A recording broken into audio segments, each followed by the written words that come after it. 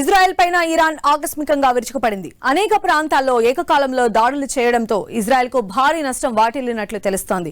ముఖ్యంగా Tel Aviv నగరంలోని సైనిక బంకర్లు, కీలక విద్యుత్ కేంద్రాల లక్ష్యంగా ఈ దాడులు జరిగాయి. దీంతో విద్యుత్ సరఫరా నిలిచిపోయింది. ఇజ్రాయెల్ అంతటా హై అలర్ట్ ప్రకటించారు. ఈ మేరకు దాడుల్లో కనీసం 78 మంది ఇజ్రాయెల్ సైనికులు మరణించారని, 1000 మందికి పైగా గాయపడ్డారని తెలుస్తోంది.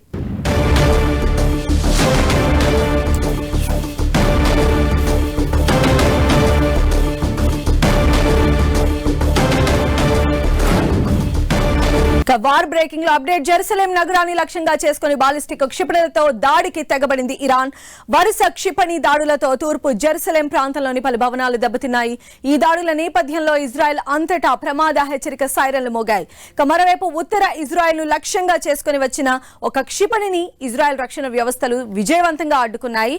యెమెన్ కు చెందిన హౌతీ తిరుగుబాటుదారులు కూడా ఇజ్రాయెల్ పై విరుచుకుపడ్డారు. ఇజ్రాయెల్లోని బెన్ గురియన్ విమానాశ్రయంతో పాటు పలు కీలక సైనిక లక్ష్యాలపై క్షిపణులు, డ్రోన్లతో దాడులు చేసినట్లు ప్రకటించారు. ఇరాన్ సైన్యం లెబనాన్ కు చెందిన హెజ్బుల్లాతో కలిసి ఈ దాడులు నిర్వహించినట్లు హౌతీలు పేర్కొన్నారు.